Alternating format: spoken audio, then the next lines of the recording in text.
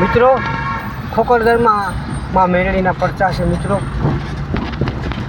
એકવાર દર્શન કરો તો દુઃખ દૂર થઈ જાય, તમારા મનોકામની બધી પૂરી થાય અને દુઃખ દર્દ થઈ જાય મિત્રો. આવી માં મેરડીની દયા એવી છે મિત્રો. તો મિત્રો દર્શન જરૂર ને જરૂર કરવા જાજો.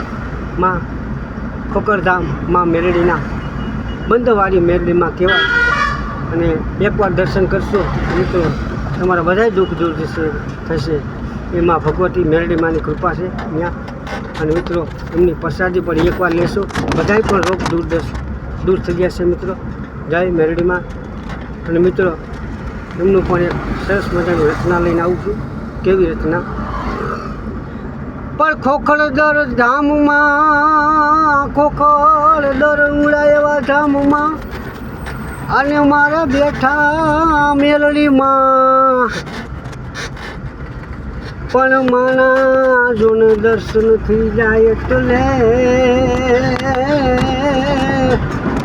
અરે રે એ તો અપરમ પાર માવડી.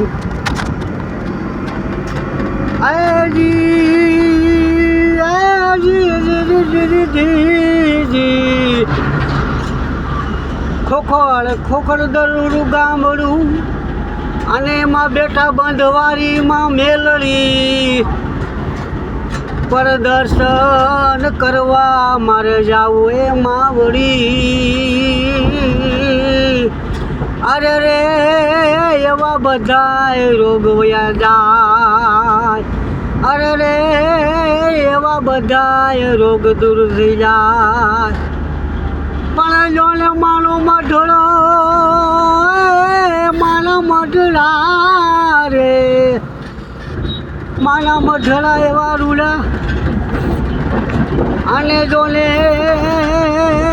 ધરતી રૂડી રઢિયામણી, પર માના એવા બેસણા જોને માવડી. અરે મારી વેલા પધાર્યો માં તમે. જય મારી મેલ, જય ભગવતી. આવું સારું કરજે માં, એ મારી કૃપા છે માં. ભગવતી બધે રોગ દૂર થઈ જશે માં. અને મિત્રો ભક્તો અને બધા મિત્રો કારા માથાને માનવી કહેવાય, એને બીજું તો કંઈ ખબર હોય નહીં મિત્રો. ભગવતી રક્ષા કરે એટલે એમાં કંઈ ઘટે નહીં.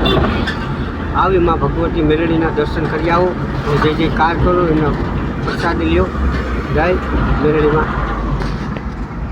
આવનું સારું કરશે માં. જય મેરડીમાં બંધવાળી. જય ભગવતી. તો મિત્રો સારું લાગ્યું હોય તો લાઈક કરો, શેર કરો, કમેન્ટ કરો. જય મેરડીમાં. મેરડીમાં જરૂર ને જરૂર મિત્રો દર્શન કરવા જાજો. જય મેરડીમાં.